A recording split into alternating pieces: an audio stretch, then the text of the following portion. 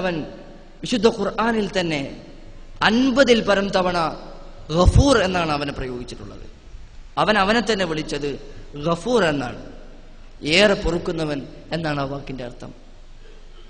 പശ്ചാത്താപത്തെ കുറിച്ചൊക്കെ പറയാൻ അവകാശം തന്നെ ഉള്ളത് വിശുദ്ധ ഖുർആൻ മാത്രമാണ്. 10 തലമുറകൾക്ക് സഭയിൽ പ്രവേശനം കൊടുക്കാത്ത പശ്ചാത്താപത്തിന്റെ അവകാശവാദ ആണോ? അപ്പോ ഈ നിലക്കൊക്കെയാണ് വ്യാഖ്യാനങ്ങളുടെ അവസ്ഥയെങ്കിൽ അത് മിഷനറിമാരെ പറഞ്ഞിട്ട് കാര്യമില്ല, കയ്യിലുള്ള ഗ്രന്ഥത്തിന്റെ അവസ്ഥയാണെന്ന് മനസ്സിലാക്കിയാൽ മതി. മാത്രമല്ല ഇവിടെ വളരെ മോശമായിട്ട് പറഞ്ഞൊരു കാര്യമാണ്, അള്ളാഹു തന്ത്രശാലി, വല്ലാത്ത തന്ത്രമാണ് അള്ളാഹുവിന്. ഇവിടെ അദ്ദേഹം വല്ലാതെ കളിച്ചിട്ടുണ്ട്. അള്ളാഹിന്റെ തന്ത്രം എന്താന്ന് വെച്ചാൽ, അള്ളാഹു ആദ്യം പറഞ്ഞു മുസ്ലിങ്ങളോട്, നിങ്ങൾ സമാധാനത്തിൽ നിൽക്കണം, നിനക്ക് നിന്റെ ദീനാണ്, എനിക്ക് എന്റെ ദീനാണ്, ആരോടൊരു പ്രശ്നം ഉണ്ടാക്കരുത് എന്ന് അള്ളാഹു ആദ്യം പറഞ്ഞു. രണ്ടാമത് അള്ളാഹു പറഞ്ഞു, യുദ്ധം ചെയ്യുന്നതിൽ തെറ്റൊന്നുമില്ല, വേണമെങ്കിൽ യുദ്ധം ചെയ്യാം. പക്ഷെ കുറച്ച് ഭൂരിപക്ഷമൊക്കെ ആയപ്പോ അള്ളാഹ് എന്ത് പറഞ്ഞത്രേ, കണ്ടോടത്ത് വെച്ചിട്ട് ബഹുദൈവ വിശ്വാസികളെ കൊല്ലണം എന്ന് അള്ളാഹു പറഞ്ഞിട്ടുണ്ട്. ഇതിവിടെ പറഞ്ഞ വാക്കുകളാണ്. അല്ല, നമുക്കും പറഞ്ഞുകൂടെ? ഇതേപോലെ തന്നെ തിരിച്ചു പറഞ്ഞൂടെ? യേശു ആദ്യം കടന്നു വന്നപ്പോ പറഞ്ഞു, ചെകിട്ടത്തടിച്ചാൽ നിങ്ങൾ എന്ത് ചെയ്യരുത്, തിരിച്ചടിക്കാൻ പാടില്ല, നിങ്ങൾ തിരിച്ചടിക്കാൻ പാടില്ല. രണ്ടാമത് യേശുവിന്റെ ഒപ്പം കുറച്ച് ആൾക്കാരൊക്കെ ആയപ്പോ എന്ത് യേശു പറഞ്ഞു, മേലെങ്കി വിറ്റിട്ടെങ്കിലും നിങ്ങൾ വാള് വാങ്ങിക്കണമെന്ന് പറഞ്ഞു. കുറച്ച് ആൾക്കാർ കയ്യിലെത്തിയപ്പോഴോ, ഞാൻ സമാധാനം നിരൂപിക്കാനല്ല വന്നത്, അങ്ങനെ ആരും കരുതി, ഞാൻ ഇവിടെ സമാധാനത്തിനേ അല്ല വന്നത്, അങ്ങനെ ആരും കരുതി പോകരുത്, മറിച്ചോ ഞാനിവിടെ അസമാധാനം വരുത്താൻ തന്നെയാണ് വന്നത്. യേശു പറഞ്ഞിട്ടില്ലേ? നമുക്കും പറഞ്ഞൂടെ 3 ഘട്ടങ്ങൾ? പക്ഷെ അത്രമാത്രം നമുക്ക് തരം താഴാൻ പറ്റുമോ? ഇത് വിശുദ്ധ ഖുർആനെ കുറിച്ച് ഇത്രമാത്രം മോശമായിട്ടുള്ള ആരോപണങ്ങളാണ് ഇവിടെ ഉന്നയിക്കപ്പെട്ടിട്ടുള്ളത്. അള്ളാഹു തന്ത്രശാലിയാണ്. വലിയൊരു ജനവിഭാഗം വിശ്വസിക്കുന്ന അവരുടെ ദൈവത്തിനെ കുറിച്ചാണ് ഈ പരാമർശങ്ങൾ എന്ന് ആലോചിക്കുമ്പോഴാണ് അതിന്റെ ഗൗരവം നമുക്ക് മനസ്സിലാക്കാൻ കഴിയുക. പക്ഷെ മിഷനറിമാർ സ്വാഭാവികമാണ്, തങ്ങളുടെ ആദർശം തകർന്നടിയുന്നു എന്ന് തോന്നുമ്പോൾ സ്വാഭാവികമായിട്ടും ഈ തരം പരാമർശങ്ങളെ അവരിൽ നിന്ന് പ്രതീക്ഷിക്കാൻ പാടുള്ളൂ. എന്നിട്ട് അള്ളാഹുവിന്റെ തന്ത്രം എന്ന് പറഞ്ഞ് കളിയാക്കുക, അതിന്റെ പേരിൽ ചിരിക്കുക. എന്നാൽ നിങ്ങൾ ആലോചിച്ചു നോക്കുക, ഇസ്ലാമിൽ ഭൂരിപക്ഷം വന്നൊരു കാലഘട്ടമില്ലേ? പ്രവാചകൻ സല്ലല്ലാഹു അലൈഹി വസല്ലമ മക്കയിൽ നിന്ന് ആട്ടിയോടിക്കപ്പെട്ട് പീഡനങ്ങളും താണ്ഡനങ്ങളും സഹിച്ച് പ്രവാചകൻ സല്ലല്ലാഹു അലൈഹി വസല്ലമ മദീനയിലേക്ക് ഹിജ്റ പോയി പലായനം ചെയ്തു. ആ പ്രവാചകൻ പിന്നീട് എല്ലാ ശക്തിയുമായി മക്കയിലേക്ക് തിരിച്ചു വന്നു.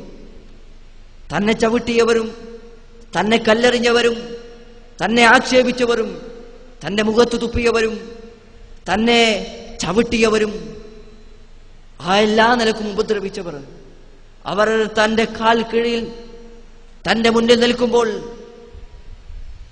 എന്തും ചെയ്യാനുള്ള ഒരനുയായി വൃന്ദം ചുറ്റുമുള്ള സമയത്ത്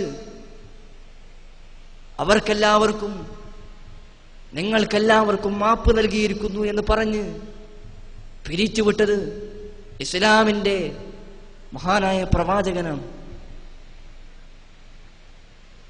ഈ പ്രവാചകനാണോ ബഹുഭൂരിപക്ഷം വന്നാൽ എല്ലാ അവിശ്വാസികളെയും കൊന്നെടുക്കണമെന്ന് പറഞ്ഞു എന്ന് പറയാൻ മിഷണറിമാർ കാര്യമായിട്ട് ഉപയോഗിച്ചത്? അപ്പൊ ഇതൊക്കെ യഥാർത്ഥത്തിൽ വളരെ മോശമായ പരാമർശങ്ങളായിപ്പോയി.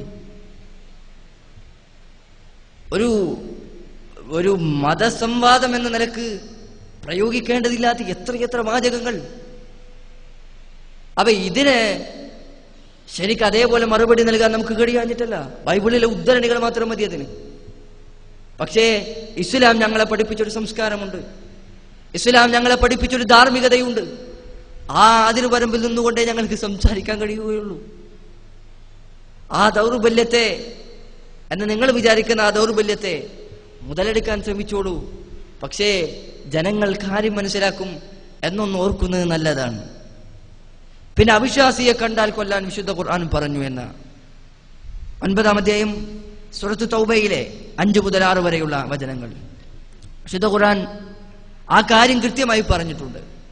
ആ സന്ദർഭങ്ങളൊക്കെ വിവരിക്കുകയാണെങ്കിൽ ഏറെ സമയം അതിനുവേണ്ടി നമ്മൾ ചെലവഴിക്കേണ്ടി വരും.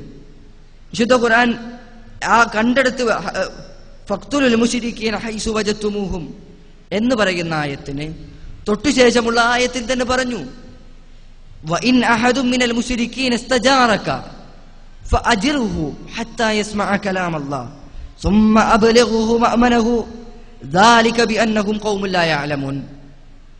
ഇനി ആ മുശ്രിക്കീങ്ങളിൽപ്പെട്ട ഈ നിങ്ങൾ പറഞ്ഞ ആളുകളുണ്ടല്ലോ, കണ്ടെടുത്ത് വെച്ച് കൊല്ലണം എന്ന് വിധിക്കപ്പെട്ട ആ മുശ്രിക്കീങ്ങൾ നിങ്ങളുടെ അടുക്കൽ അവർ അഭയം തേടി വന്നാൽ നിങ്ങൾ അവർക്ക് അഭയം നൽകുക. എന്നിട്ട് അള്ളാഹുവിന്റെ വചനങ്ങൾ നിങ്ങൾ അവർക്ക് കേൾപ്പിച്ചു കൊടുക്കുക. അവർ വിശ്വസിച്ചാലും ഇല്ലെങ്കിലും അവരെ നിങ്ങൾ ഒരഭയസ്ഥാനത്ത് അവരെ നിങ്ങൾ എത്തിച്ചു കൊടുക്കുക. കാരണം അവർ അറിവില്ലാത്തൊരു സമൂഹമാകും. ഇതാണ് ഖുർആനിന്റെ തൊട്ടുശേഷമുള്ള ആയത്ത്. എന്നിട്ട് ആ ആയത്ത് കണ്ടില്ലെന്ന് നടിച്ചുകൊണ്ട് വിശുദ്ധ ഖുർആൻ എല്ലാവരെയും കൊല്ലാൻ കൽപ്പിച്ചിട്ടുണ്ട് എന്ന് പറയുന്നതിന്റെ കൂടെ ലക്ഷ്യം എന്താണ് എന്ന് ജനങ്ങൾ തിരിച്ചറിയും. ഇത്രയോ നമുക്ക് പറയാം. അതൊക്കെ ജനങ്ങൾ തിരിച്ചറിയും. നിങ്ങൾ ആലോചിച്ച് നോക്കുക, അങ്ങനെയുണ്ടോ ഇസ്ലാമിൽ അവിശ്വാസികളെ മുഴുവൻ കൊല്ലാനുള്ള എന്തെങ്കിലും ഒരു കൽപ്പന? എന്നാൽ ബൈബിൾ ഇതുപോലെ കൽപ്പിച്ചിട്ടില്ലേ? ഇതേ ഈ യാതൊരുവിധ നിബന്ധനകൾ ഖുർആൻ പ്രയോഗിച്ച ഈ നിബന്ധനകളൊന്നുമില്ലാതെ ബൈബിൾ പ്രയോഗിച്ചിട്ടില്ലേ? പുറപ്പാട് പുസ്തകത്തിലെ 22-ാം അധ്യായത്തിൽ 20-ാം വചനത്തിൽ കർത്താവിനല്ലാതെ ബലി നൽകുന്നവരെ വധിക്കണമെന്ന് പറഞ്ഞിട്ടില്ലേ? ഇവിടെ എന്താണ് ബൈബിൾ പണ്ഡിതന്മാർക്കും മിഷനറിമാർക്കൊക്കെ പറയാനുള്ളത്? ചേട്ടന്മാർ ഇതിന് മറുപടി നൽകട്ടെ. ഇവിടെ ഞാൻ ചേട്ടന്മാരെന്ന് പറയുന്ന അവര് തന്നെ പ്രയോഗിച്ചാണ്ടോ? ഞങ്ങൾ ചേട്ടന്മാരാണ്, ഞങ്ങളടുത്ത് വന്ന് പഠിക്കാനാ പറഞ്ഞ്. ചേട്ടന്മാര് മറുപടി നൽകട്ടെ. ഇതിന് എന്താ അവർക്ക് പറയാനുള്ളത്? കർത്താവിനല്ലാതെ ബലി നൽകുന്നവരെ വധിക്കണം എന്ന് തന്നെയാണ് ബൈബിളിന്റെ നിയമം. സ്വാഭാവികമായിട്ടും അതുകൊണ്ട് തന്നെയാകാം ബൈബിളിൽ ഇത്രയധികം കൊലപാതകങ്ങൾ ഉണ്ടായത്. സ്വാഭാവികം മാത്രമാണല്ലോ. പിന്നെ അടുത്തതായിട്ട് പ്രധാനപ്പെട്ട ഇവിടെ ഉദ്ധരിച്ചൊരു കാര്യം, അവസാനം മോക്ഷത്തിലേക്കാണ് അദ്ദേഹം കൊണ്ടുപോയത്. റസൂൽ സല്ലല്ലാഹു അലൈഹി വസല്ലമ സ്വർഗത്തിലാണോ എന്ന് അദ്ദേഹത്തിന് പോലും അറിയില്ല എന്നിവിടെ പറഞ്ഞിട്ടുണ്ട്. പ്രവാചകൻ സല്ലല്ലാഹു അലൈഹി വസല്ലമ സ്വർഗത്തിലാണോ എന്ന് അദ്ദേഹത്തിന് അറിയില്ല. അദ്ദേഹം തെളിവായി ഉദ്ധരിച്ച ആയത്താകട്ടെ 46-ാം അധ്യായം സൂറത്ത് അഹ്ഖാഫിന്റെ 9-ാമത്തെ ആയത്താണ്. അതിൽ വിശുദ്ധ ഖുർആൻ ഇത്രയേ പറഞ്ഞിട്ടുള്ളൂ, ഖുൽ മാ കുൻതു ബിദ്അൻ മിനർ റുസുൽ വമാ അദ്രി മാ യുഫ്അലു ബി വലാ ബികും ഇൻ അത്തബിഉ ഇല്ലാ മാ യൂഹാ ഇലൈ വമാ അന ഇല്ലാ നദീറും മുബീൻ. ഖുർആൻ പറയാണ്, ഖുൽ മാ കുൻതു ബിദ്അൻ മിനർ റുസുൽ, ഞാൻ പ്രവാചകന്മാരിൽ പുതിയ ആളൊന്നല്ല. എനിക്ക് മുന്നേ പ്രവാചകന്മാർ കടന്നു വന്നിട്ടുണ്ട്. വമാ അദ്രി മാ യുഫ്അലു ബി വലാ ബികും, എന്നെ കൊണ്ടോ നിങ്ങളെ കൊണ്ടോ എന്താണ് ചെയ്യപ്പെടുക എന്നെനിക്കറിയില്ല. ഈ ആയത്ത് ഉയർത്തി കാണിച്ചിട്ട് മൂപ്പര് പറയാണ് അള്ളാന്റെ പ്രവാചകന് സ്വർഗത്തിൽ പോകുമെന്ന് അറിയില്ല എന്ന്. ഞാൻ വെല്ലുവിളിക്കുന്നു, ഈ ആയത്തിൽ എവിടെയാണ് പരലോക വിഷയത്തെ കുറിച്ച് ഞാൻ സ്വർഗത്തിൽ പോവില്ലേ എന്നറിയില്ല എന്ന് വിശുദ്ധ ഖുർആൻ പറഞ്ഞിട്ടുള്ളത്? ഇതിൽ എവിടെയില്ല. ഈ ആയത്തിന്റെ പരിഭാഷ നിങ്ങൾ കംപ്ലീറ്റ് വായിച്ചോളൂ. പരലോകത്തിലാണ് എന്ന് ഈ ആയത്തിൽ എവിടെയും ഇല്ല. മാത്രമല്ല വിശുദ്ധ ഖുർആൻ ഈ ആയത്തിനെ വ്യാഖ്യാനിക്കുന്ന സന്ദർഭങ്ങളിൽ പണ്ഡിതന്മാർ പറഞ്ഞിട്ടുണ്ട്, ഇവരുടെ മുതുമുത്തച്ഛന്മാർ എന്നുവെച്ചാൽ പണ്ടത്തെ ക്രൈസ്തവന്മാർ ഉന്നയിച്ച പ്രധാനപ്പെട്ട ഒരു ആരോപണമായിരുന്നു ഇത്. വിശുദ്ധ ഖുർആനെതിരെ ഉന്നയിച്ച ആരോപണമാണ്. ഈ ആയത്തിറങ്ങിയപ്പോൾ ക്രൈസ്തവർ പറഞ്ഞു, കണ്ടില്ലേ, പരലോകത്ത് എന്താണ് ചെയ്യപ്പെടുക എന്നറിയാത്ത ആളുകളാണ്. എന്നാൽ ഖുർആൻ അതിനെക്കുറിച്ച് കൃത്യമായി മറുപടി നൽകിയിട്ടുണ്ട്. മാത്രമല്ല ഇവിടെ വലിയൊരു ആക്ഷേപമായിട്ട് പറഞ്ഞു റസൂൽ സല്ലല്ലാഹു അലൈഹി വസല്ലം ആയിഷ റളിയല്ലാഹു വിവാഹം കഴിച്ച വിഷയം. ഇനി വലിയ മറുപടി ഒന്നും ആ വിഷയത്തിന്റെ ആ മുഴുവൻ പശ്ചാത്തലവും പറയേണ്ട ആവശ്യമില്ല. എത്രാമത്തെ വയസ്സിലാണ് ജോസഫ് മറിയയെ കല്യാണം കഴിക്കുന്നത്? യേശുവിന്റെ മാതാവായ മറിയയെ ജോസഫ്